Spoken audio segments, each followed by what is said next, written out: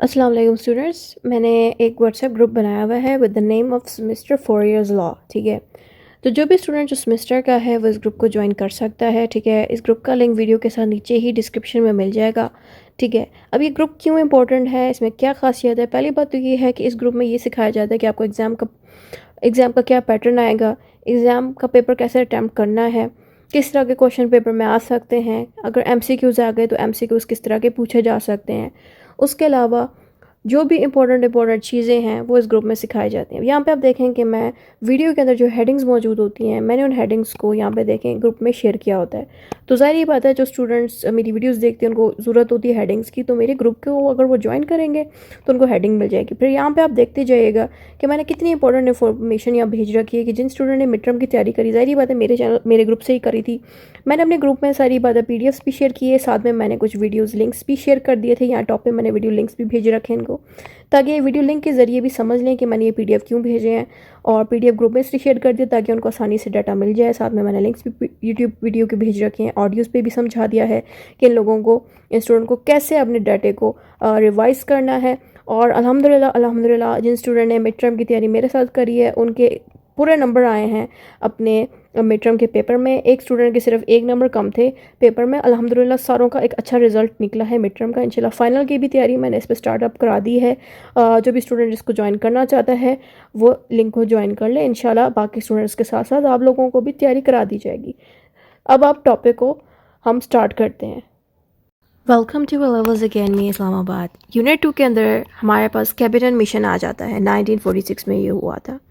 ठीक है, cabinet mission में कौन थे, क्या हुआ, ठीक है, वो सारा हम जानते हैं। वीडियो स्टार्ट करने से पहले मैं थोड़ा सा आप लोगों को बता दूं कि अगर आप लोग ये नोट्स ख़रीदना चाहते हैं तो आप जो है ख़रीद सकते हैं। इसके लिंक्स ख़रीदने वाले जो रिसोर्सेज हैं जैसे कि इंस्टाग्राम, फेसबुक और व्हाट्सएप, उनके लिंक्स वीडियो के नीचे डिस्क्रिप्शन में मिल जाएंगे। उसके साथ मैं ऑनलाइन क्लासेस भी प्रोवाइड करती हूँ। मेरी ऑनलाइन क्लास की फ़ी रहती है 1000 एक दिन की। अगर आप 2 डेज़ पढ़ेंगे 2000 लगेगा। तो मैं एक दिन के अंदर भी पूरा सब्जेक्ट भी करा सकती हूँ। मैं 3 आवर्स या 2 आवर्स पढ़ाती हूँ 1 डे में, डिपेंड करता है स्टूडेंट की एनर्जी पे। ठीक है, तो अगर आप में से कोई विलिंग हुआ क्लासेस के लिए जिसको जल्दी पढ़ना हो तो मैं उनको भी देती हूँ। वैसे ज़रूरत नहीं पड़ेगी, मैं सिर्फ अपना एडवर्टीज़मेंट कर रही हूँ। ठीक है, बहरहाल टॉपिक पे वापस आते हैं। अच्छा, कैबिनेट मिशन क्या था, इसमें होता क्या है ना, पहले हम थोड़ी सी पिछली हिस्ट्री जानते हैं। अगर आप लोगों ने पिछली वीडियो देखी होगी जिसमें मैंने पाकिस्तान रेजोल्यूशन का पढ़ाया था। पाकिस्तान रेजोल्यूशन जो मैंने पढ़ाया था ना, वो हुआ था 1940s में। यहाँ लिखा हुआ है 1946। ठीक है, यानी कि इसके 6 साल बाद ना अंग्रेज़ों ने एक कैबिनेट मिशन बनाया। अब आप सोच रहे होंगे कि 5 साल बाद जो है ये अंग्रेज़ों ने कैबिनेट मिशन को क्यों बना दिया। ठीक है, आई थिंक 6 साल बनते हैं, 5 साल नहीं बनते। ठीक है, पहले तो हम थोड़ा सा पाकिस्तान रेजोल्यूशन की हिस्ट्री देख लेते हैं। अगर आपने ये वीडियो नहीं देखी, इसकी टॉप पे मैं लिंक लगा देती हूँ, लाजमी पाकिस्तान रेजोल्यूशन की वीडियो देखिएगा। और पाकिस्तान रेजोल्यूशन को और अच्छे से अगर समझना है तो मैं यहाँ पे जो डार्क पीरियड ऑफ मुस्लिम यानी कि जो कांग्रेस मिनिस्टर्स थे उनकी वीडियो भी लगा दूंगी, वो भी बड़ी ज़रूरी है। थोड़ा दोनों वीडियोज़ के बारे में थोड़ा सा समझा देती हूँ। जो कांग्रेस मिनिस्टर्स थे ना, उसमें हुआ क्या कि जब इंडिया के लिए एक कॉन्स्टिट्यूशन बनाया गया। कॉन्स्टिट्यूशन होता है एक ऐसी किताब जो एक मुल्क को चलाती है। हर मुल्क का एक कॉन्स्टिट्यूशन मौजूद होता है, वैसे ही इंडिया के लिए एक कॉन्स्टिट्यूशन बनाया गया जिसका नाम रखा गया गवर्नमेंट ऑफ इंडिया एक्ट। ठीक हो गया। इस गवर्नमेंट ऑफ इंडिया एक्ट के आने से, ये एक्ट आया था 1935 आई थिंक इस डेट में था, एग्जैक्ट शायद डेट मैं मिस आउट कर रही हूँ। इस डेट में शायद ये बनाया गया था ना। तो इन्हीं डेट्स में हुआ क्या, इंडिया में इलेक्शंस रखे गए पहली दफ़ा, जो कि इस कॉन्स्टिट्यूशन के अकॉर्डिंग थे। आप लोग समझ रहे हैं, जैसे कि इससे पहले ना इलेक्शंस नहीं होते। जैसे पहले क्या था कि अंग्रेज़ों ने आके कब्जा कर लिया था और वो किसी भी हाल में हिंदूज़ को और मुसलमानों को नहीं आने देते थे। लेकिन फिर वक्त गुजरने के साथ साथ हालात चेंज हुए। तो कॉन्स्टिट्यूशन बनने के बाद क्या हुआ कि आम लोग, जो आम इंडियंस थे जिसमें मुसलमान और हिंदूज़ भी शामिल थे, उन लोगों के लिए इलेक्शंस रखवाया गया इस कॉन्स्टिट्यूशन के अकॉर्डिंग। तो हुआ पता है क्या ना कि 2 पार्टीज़ थी, एक थी कांग्रेस की, दूसरी पार्टी थी मुस्लिम लीग जो मुसलमानों की पार्टी थी। जाहिर बात है मुस्लिम तादाद में कम थे इंडिया में, हिंदूज़ तादाद में ज़्यादा थे। तो वो कांग्रेस की जो पार्टी थी ना, उनके जो लीडर्स थे वो जीत गए वोट, और उन कांग्रेस के मिनिस्टर्स को, यानी कि जो लीडर्स थे, जो मिनिस्टर्स बन गए थे वोट लेने के बाद, उनको प्रोविंस के इलाके में जो गवर्नमेंट थी वहाँ जाके ये लोग, इन्होंने अपनी जॉब स्टार्ट की, क्योंकि इन्होंने वोट ही इसी चीज़ के लिए लिए थे। अब हुआ पता है क्या कि जो प्रोविंसेस मौजूद थे इंडिया में, उन इलाकों में मुसलमान भी रहते थे, हिंदूज तो ऑफकोर्स रहते थे बट मुसलमान भी रहते थे। इन्होंने क्या किया इन मिनिस्टरों ने कि उन मुसलमानों पे जुल्म करना शुरू कर दिया। और फिर एक और चीज़ करी कि जब ये कांग्रेस की पार्टी जीती, इन्होंने मुस्लिम लीग को इग्नोर करना शुरू कर दिया, यानी कि मुस्लिम लीग जिसके अपोजिट पार्टी थी उसको उन्होंने दबाना शुरू कर दिया, इग्नोर करना शुरू कर दिया। और मुस्लिम लीग को उस वक्त ज़्यादा वोट ना मिलने का ये भी रीज़न था कि वो नई पार्टी थी और बहुत से लोगों को उस पर ट्रस्ट बिल्ड नहीं था, ये रीज़न थी। लेकिन जब कांग्रेस की हरकत देख ली थी मुसलमानों ने कि ये जैसी पावर में आ गई थी तो उसने क्या हरकत करी, यानी कि इसके जैसी मिनिस्टर्स बन गए इस पार्टी से, तो उन्होंने मुसलमानों पे जुल्म करा। तो बहुत से मुसलमानों को इस चीज़ का पता लग गया और बहुत से मुसलमान मुस्लिम लीग को ज्वाइन करना शुरू हो गए, यानी कि मुस्लिम लीग को सपोर्ट करना शुरू हो गए। जिससे क्या हुआ कि 1940 से लेके 1946 तक मसला लगा रहा, लड़ाई लगी रही। अब ये हुआ सब क्या ना कि जो मिनिस्टर वाला वाकया मैंने बताया यह हुआ था 1935 में से, ये 1935 से लेके ये 1939 तक ये चीज़ चली। ठीक है, मुझे एज अ टीचर ये ज़ुबानी याद है, आप लोगों की भी ड्यूटी बनती है तारीखों को याद रखा करें। तारीख याद रखेंगे तो एग्जामिनर आपके हरकत पे इस चीज़ पे मुतासर होगा कि आपने तारीख भी याद रखी। ठीक है, तो इस दौर में मिनिस्टर्स की हरकतें हुई गलत। फिर हुआ क्या कि 1940 आ गया, यानी कि इसके एक साल बाद मुसलमानों ने एहसास कर लिया कि जो हम लोग हिंदूज के साथ नहीं चल सकते, क्योंकि मुसलमानों ने ये चीज़ फील करी कि जैसे ही हिंदूज पावर में आते हैं, जैसे ही हिंदूज के पास ताकत आती है तो वो अपनी औकात दिखा देते हैं और मुसलमानों के साथ दोबारा से जुल्म करने लगते हैं। ये चीज़ मुसलमानों ने फील कर ली और मुस्लिम लीग को सबने सपोर्ट किया। तो मुस्लिम लीग के जो मेंबर्स हैं वो लाहौर चले गए। जब वो लाहौर गए तो वहाँ पे उन्होंने एक मीटिंग की सारे लीडर्स ने, और साथ में मुसलमान जितने आम लोग थे वो भी मौजूद थे वहाँ पे इनकी बात सुनने के लिए। ठीक है, रेडी थे। तो वो मुसलमान भी बाहर आए हुए थे और साथ में वो लीडर्स लाहौर गए हुए थे। उस लाहौर में उन्होंने एक रेजोल्यूशन पास की। रेजोल्यूशन मीन्स कि एक ऐसा डिसीजन लिया, उस डिसीजन को उन्होंने अंग्रेज़ों तक पहुंचाया। उस रेजोल्यूशन का नाम रखा गया पाकिस्तान रेजोल्यूशन। क्यों? क्योंकि उस रेजोल्यूशन में, यानी कि उस जगह पे लाहौर में ये डिसाइड किया गया, मुस्लिम लीग ने ये डिसाइड करा उस पार्टी ने कि अब पाकिस्तान को बना देना चाहिए। क्योंकि ज़ाहिर बात है जो हरकतें मिनिस्टरों ने की वो कोई छोटी हरकत नहीं थी। उन्होंने बाकायदा उन मिनिस्टरों ने मुसलमानों की आज़ादी ही ख़त्म करने की कोशिश की, उनकी आइडेंटिटी ख़त्म करने की कोशिश की। मुसलमान अगर नमाज़ पढ़ते थे तो नमाज नहीं पढ़ने देते थे उनको, हर तरह की गलत हरकत करी। मैंने तो कम बातें बोली, इससे ज़्यादा चीज़ें हुई होंगी। तो ये चीज़ बताई है मैंने। फिर उसके बाद ये सब जो वाक़या हुआ, यानी कि लाहौर में जाके जब मुस्लिम लीग ने कहा कि पाकिस्तान बन जाना चाहिए, तो ये वाक़या कब हुआ था? 1940 में। फिर अंग्रेज़ों तक जब ये बात पहुंची तो अंग्रेज़ों ने कहा कि क्यों ना हम इन हिंदूज़ की एंड मुसलमानों की दोस्ती करा देते हैं। तो ये चीज़ डिसाइड हुई थी 1946 में। इसीलिए ये जो कैबिनेट मिशन है इसका काम ही यही है कि हिंदूज़ की और मुसलमानों की दोबारा से दोस्ती कराई जाए। यानी कि अगर हिंदू की जो कांग्रेस की पार्टी है, मुसलमानों की जो पार्टी है, उनकी अगर हमने दोस्ती करा दी तो बाकी के जो लोग हैं, जो आम सिटीजन्स हैं, उनकी भी दोस्ती हो सकती है। ये सोचा था अंग्रेज़ों ने। इसीलिए ये लास्ट अटेम्प्ट किया अंग्रेज़ों ने कैबिनेट मिशन प्लान के थ्रू, जो 1946 में हुआ, कि मुसलमानों और हिंदूज़ की दोस्ती करा दें। इसमें ज़्यादातर अंग्रेज़ थे, यानी कि देखें तस्वीरें मैंने जिनकी डाली हैं ये अंग्रेज़ हैं, साथ में कायद आज़म की भी डाल दी। क्योंकि ऑफकोर्स 1946 का ये वो वक्त था, या 1940 से लेके 1947 तक जो दौर चला उसमें कायद आज़म का रोल काफ़ी ज़्यादा आया। क्योंकि कायद आज़म वो मेन इंसान थे ना जिन्होंने मुसलमानों को हौसला दिया कि आप लोग पाकिस्तान बनाने के लिए लड़ें, हिम्मत करें। तो मैंने आपको थोड़ी सी हिस्ट्री दे दी, ठीक है, ताकि आप लोगों को जब मैं इसका इंट्रोडक्शन पढ़ाऊँ, बाकी चीज़ें पढ़ाऊँ, तो आपको आराम से समझ लग जाए।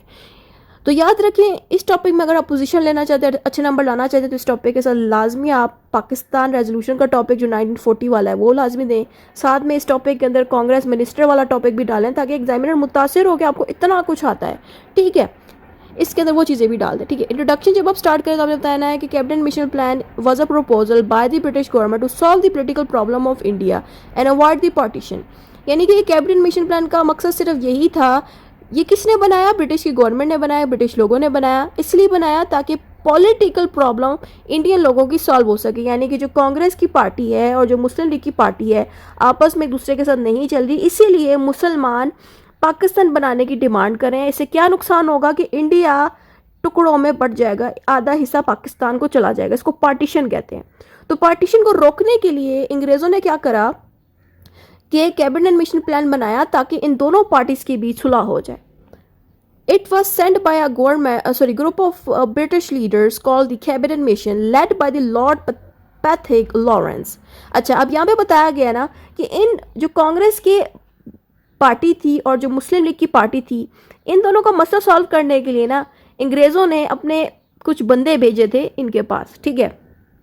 जो कांग्रेस की पार्टी थी और जो मुस्लिम लीग थी ना, इन दोनों से मिलने के लिए कौन आया था? लॉर्ड पैथिक लॉरेंस आए थे, सर स्टैफोर्ड क्रिप्स आए थे और A.V. अलेक्जेंडर आए थे। ये 3 बंदे जो थे जिनको ब्रिटिश की गवर्नमेंट ने भेजा था सिर्फ इस मकसद के लिए कि ये हिंदू की पार्टी और मुसलमानों की पार्टी एक दूसरे के साथ सुलह कर ले, दोस्ती कर ले। ठीक है, यहाँ तक बात समझ आ गई। ये चीज़ हुई थी कैबिनेट मिशन में, ये जो भी हम टॉपिक पढ़ रहे हैं। फिर हमने बताना है the plan aimed to keep India united. इस प्लान का क्या एम था, क्या मकसद था? कि इंडिया को जोड़ के रख सकें, पार्टीशन ना हो, पाकिस्तान ना बने, while giving Muslims and Hindus protection and autonomy.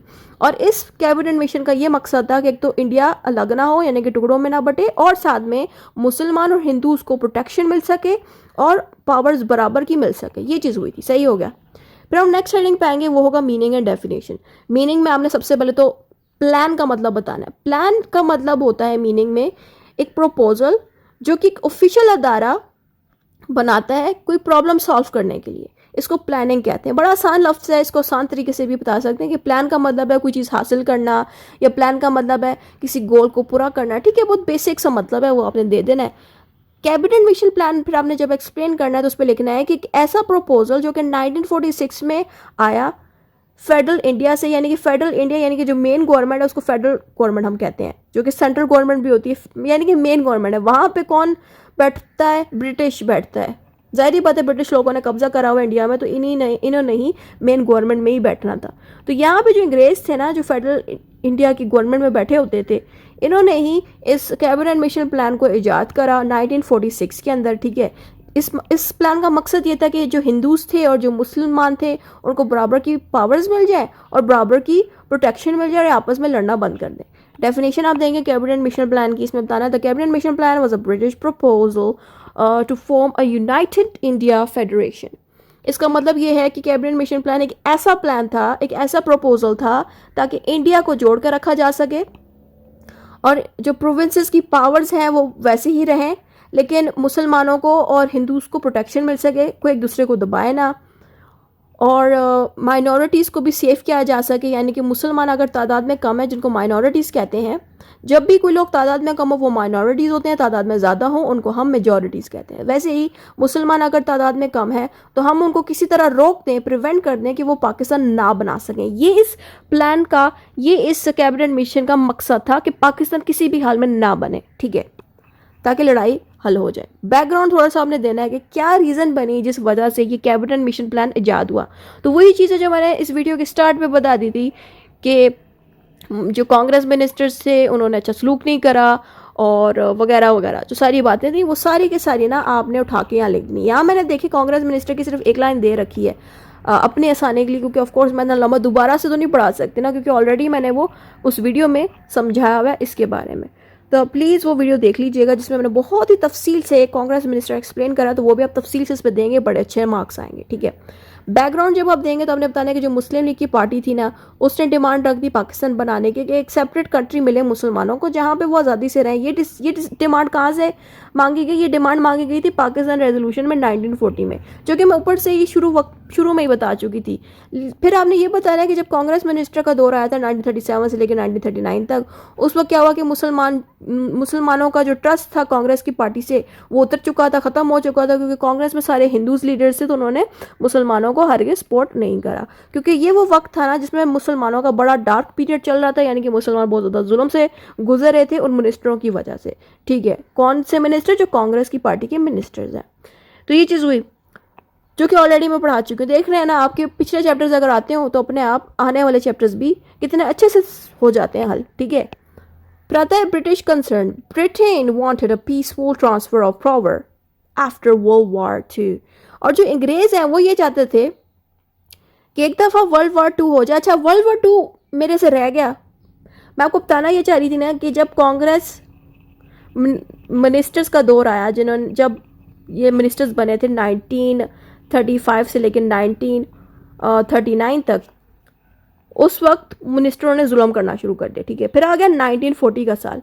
इस वक्त पाकिस्तान बनाने की डिमांड रख दी। ये चीज़ मैं शुरू में बता दी गई, लेकिन मैं ये चीज़ दोबारा क्यों रिपीट कर रही हूँ, क्योंकि यहाँ पे आने वाला एक मज़ेदार ट्विस्ट कि जब 1940 का वक्त आया, जब पाकिस्तान बनाने की बात रखी गई पाकिस्तान रेजोल्यूशन में, उसी वक्त क्या हो रहा था कि जो अंग्रेज़ थे ना, उनकी जंग लगी हुई थी वर्ल्ड वार 2 के नेम से अमेरिका के साथ, यानी कि ब्रिटिश की लड़ाई लगी हुई थी अमेरिका और फ्रांस के मुल्क के साथ।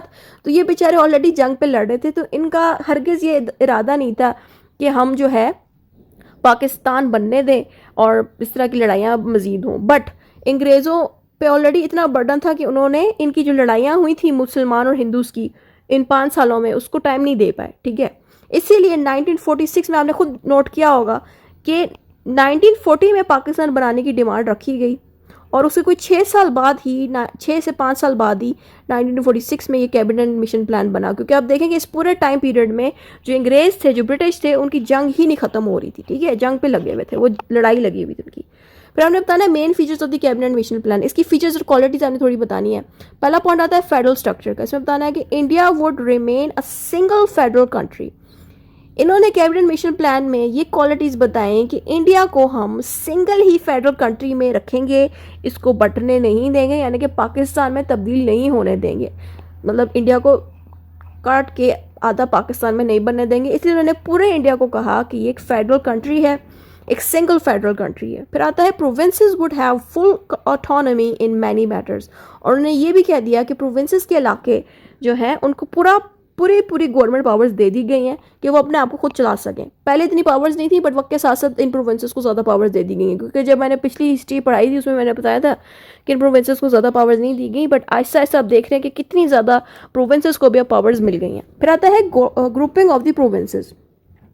इसमें यह किया गया कि जहाँ पे हिंदूज़ की मेजॉरिटी ज़्यादा है वो एक अलग प्रोविंस बना दिया, जहाँ पे मुसलमानों की तादाद ज़्यादा है वो प्रोविंसेस नॉर्थ वेस्ट की साइड पे ज़्यादा मौजूद है। यानी कि नॉर्थ वेस्ट साइड का जो इंडिया है वहाँ पे मुसलमानों की तादाद ज़्यादा थी। Muslim majority provinces in Bengal and Assam, उन्होंने बताया कि बंगाल और असम का जो इलाका है वहाँ पे भी मुसलमानों की ठीक ठाक तादाद है। तो इस तरह से अंग्रेज़ों ने ये बातें बताई और ये बात बताने का मकसद ये था ना, ताकि जो हिंदूज़ हैं वो उन मुसलमानों का ख्याल रखें और जो मुसलमान है वो हिंदूज़ का ख्याल रखें। तो एक तरह से यही जो थी बात हो रही थी। फिर हमने बताया कि Muslim and majority provinces could act together as a group to protect Muslim interest. फिर यहाँ पे बताया गया कि जो मुस्लिम मेजॉरिटी यानी कि जिन जगहों पे, अब जैसे कि मैंने बताया ना कि मुस्लिम की मेजॉरिटी तादाद है कहाँ पे, बंगाल में और असम में। ग्रुप बी में भी बताया गया कि मुसलमानों की जो मेजॉरिटी यानी कि ज़्यादा तादाद है वो कहाँ मौजूद है, नॉर्थ वेस्ट में। ठीक हो गया। ये पॉइंट जब आप लोगों को समझ लग गए, यही बात यहाँ बताई जा रही है कि जो मुसलमान तादाद में ज़्यादा हैं उन मुसलमानों पर रिस्पॉन्सिबिलिटी डालेगी कि वो मुसलमान उन मुसलमानों की हिफाजत करें जो किसी इलाके में तादाद में कम है, वहाँ हिंदू ज़्यादा हैं, उनको दबाने की कोशिश करें। दूसरे मुसलमानों की जिम्मेदारी बनती है, चाहे वो लीडर्स भी हो दूसरे एरिया के, उनको चाहिए कि वो उन मुसलमानों की हिफाजत करें।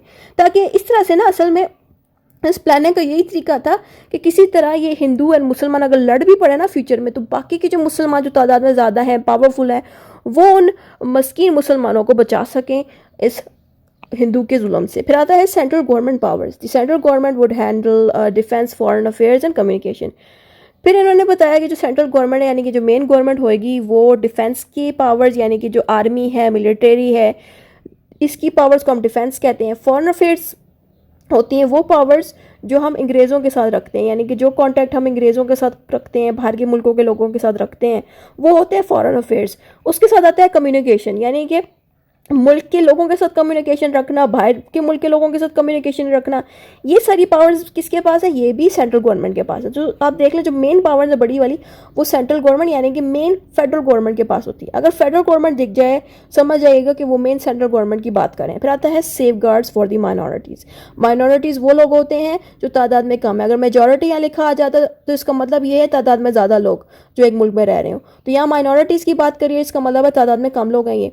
तो minorities would have special protection in the legislation and administration. यहाँ बताया गया कि जो माइनॉरिटीज़ हैं उनको लॉ के डिपार्टमेंट्स में और गवर्नमेंट के चलाने वाले डिपार्टमेंट्स में भी सीटें मिलेंगी और प्रोटेक्शन मिलेगी, कोई इनको निकाल नहीं सकता। लेजिस्लेशन का मतलब है लॉ बनाने वाला इदारा, एडमिनिस्ट्रेशन का मतलब है ऐसी गवर्नमेंट का इदारा जो गवर्नमेंट को चलाने की एडमिनिस्ट्रेशन करता है। तो इस तरह के इदारों में भी मुसलमान जो हैं बैठ सकते हैं वोट लेके। फिर आता है इंटर्म गवर्नमेंट। इंटर्म का मतलब होता है टेम्परेरी। मैं अब यहाँ पे टेम्परेरी क्यों नहीं लिखा, उसका एक ही मकसद है, क्योंकि देखें पेपर में ना आपको टेम्परेरी की जगह इंटर्म ही लिखा आएगा, यानी कि आपको पेपर में सवाल आता है इंटर्म से रिलेटेड, यानी कि आएगा what is the interim government, paper में इस तरह से आ जाएगा, फिर आप लोग परेशान हो जाओगे इंटर्म का मतलब क्या। इसलिए मैं यही पे बता दूं कि इंटर्म का मतलब होता है टेम्परेरी, और यहाँ पे टेम्परेरी मैं नहीं लिख सकती ताकि आप लोगों को इंटर्म का मतलब भी आना चाहिए, ताकि क्योंकि जब आप आगे निकलोगे तो इस तरह के टर्म का मतलब बार बार आएगा लॉ में, तो ये अभी सही सीख लें। फिर आता है British propose an interim government with Congress and Muslim League participation until independence. जो अंग्रेज थे ना उनको दिख गया था कि वो अब इंडिया के अंदर ज़्यादा वक्त नहीं रहने वाले, क्योंकि ये जो कैबिनेट मिशन था ये हुआ था 1946 में, इसके एक साल बाद ही 1947 में पाकिस्तान बन गया, सही हो गया।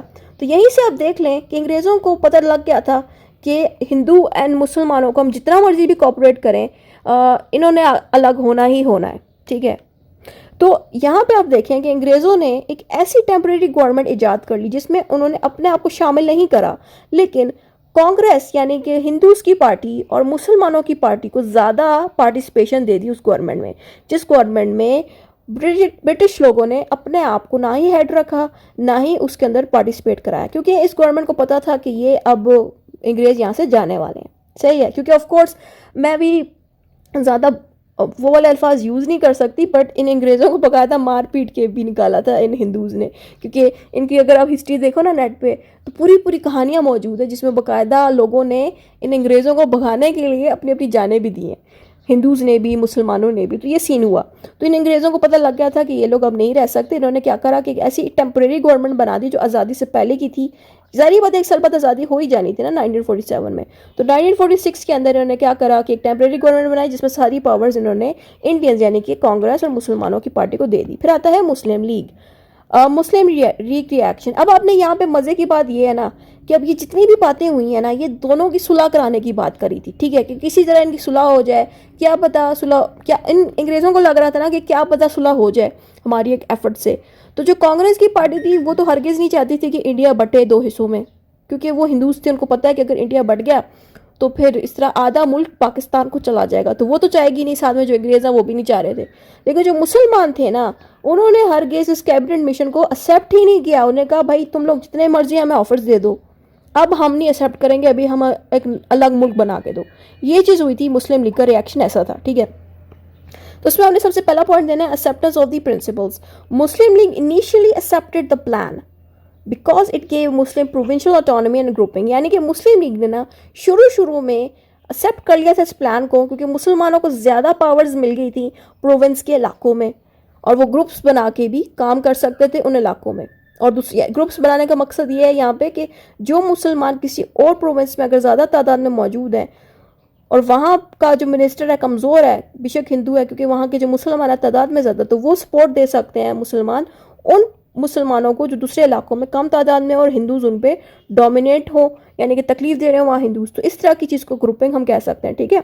तो मुसलमानों को ये अपॉर्चुनिटी अच्छी तो लगी थी शुरू में, इनिशियली का मतलब है शुरू में इन्होंने एक्सेप्ट कर लिया था इस प्लान को, क्योंकि उनको इन मुसलमानों को प्रोविंस में ज़्यादा पावर मिल रही थी, ग्रुपिंग में ये लोग काम कर सकते हैं, यानी कि ग्रुप बना के भी काम कर सकते थे। लेकिन इम्पोर्टेंट फॉर पाकिस्तान, लेकिन मुस्लिम लीग ने देखा आगे, देखो ये ऑफर तो बड़ी अच्छी है कैबिनेट मिशन की कि हम मुसलमानों को प्रोविंस में पावर ज़्यादा दे दी गई है और ग्रुप्स की ऑप्शन मिल रही है कि हम लोग एक दूसरे की हेल्प करके, मुसलमान एक दूसरे की हेल्प करके भी लड़ें हिंदू से। लेकिन जो चाहत थी इन सब के दिलों में पाकिस्तान की, वो सबसे ज़्यादा थी।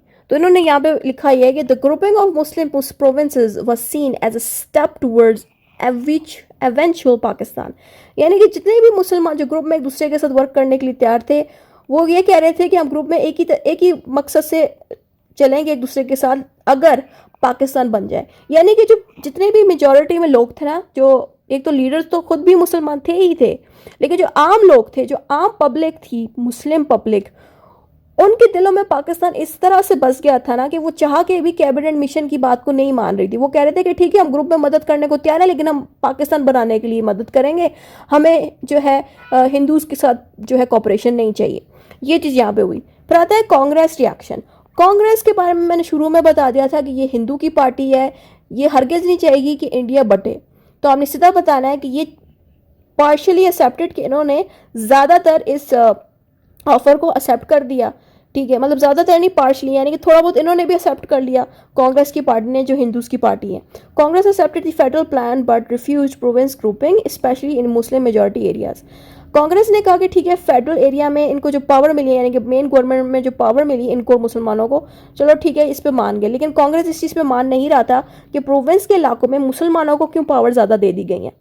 ठीक है, और कांग्रेस इस चीज़ पे भी नहीं मान रहा था कि जिस इलाके में मुसलमान ज़्यादा हैं वहाँ पे भी मुसलमानों को ताकत क्यों दी गई है। आप खुद देख लेंगे कांग्रेस किस तरह से अपना रवैया दिखा रहा है, ऐसे लोगों के साथ क्या मुसलमान चलेंगे।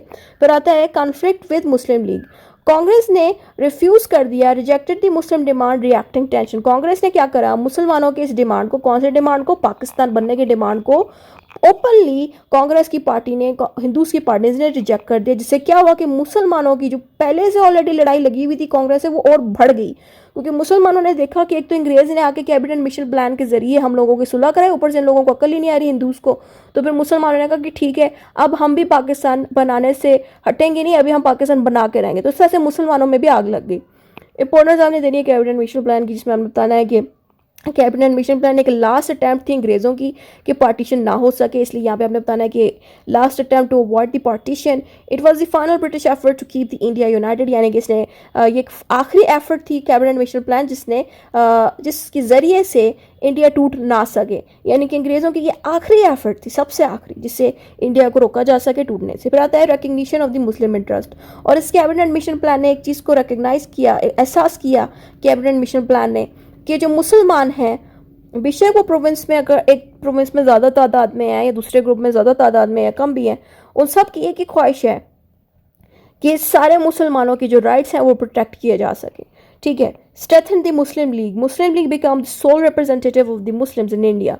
और इस कैबिनेट मिशन के बाद और ज़्यादा मुस्लिम लीग स्ट्रांग होगी, क्योंकि मुसलमानों को एहसास हो गया कि कांग्रेस की पार्टी उनको हरगिज़ सपोर्ट नहीं कर रही, इसीलिए जो मुस्लिम लीग है वो एक मेन रिप्रेजेंटेटिव बन गई। यानी कि मिसाल के तौर पे जो बहुत सारे लोग आम सिटीजन्स हैं ना, जो मुसलमान हैं इंडिया के अंदर, जो मुस्लिम लीग की पार्टी है, समझ लें वो लीडर्स की पार्टीज है जो इन मुसलमानों को सपोर्ट दे रही है, हेल्प कर रही है, यही बात यहाँ लिखी गई है। ठीक है, यानी कि ये वाहिद जरिया था मुस्लिम लीग जो मुसलमानों के हक में बात कर सकती थी। तो मुसलमानों के पास इस पार्टी के अलावा और कोई सहारा नहीं था जो उनको हेल्प दे सके किसी भी चीज़ में। फिर आता है प्रेल्यूज टू पार्टिसिपेशन। प्रेल्यूज को छोड़ दें, कोई आसान वर्ड लिख दें, यहाँ पे लिख दें कि आप डिमांड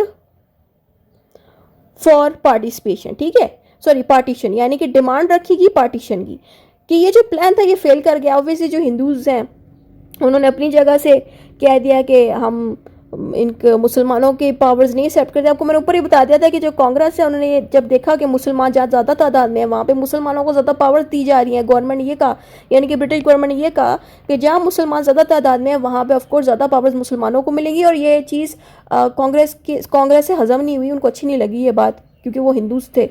उन्होंने देखा ये तो कोई बात ना हुई, मुसलमान ज़्यादा तादाद में है तो अब हमें आप उधर बैठने नहीं देंगे एज अ मिनिस्टर। तो इस तरह से उनको आग लग गई, तो इसलिए ये बात हुई। तो इसलिए जो प्लान है वो हिंदूज ने भी रिजेक्ट कर लिया, और मुसलमान तो वैसे भी रिजेक्ट करना चाह रहे थे, क्योंकि उन्होंने तो पाकिस्तान बनाना ही बनाना था। तो इस वजह से जो प्लान है वो फेल कर गया, और इसी वजह से अल्टीमेटली पाकिस्तान बन गया था 1946 में।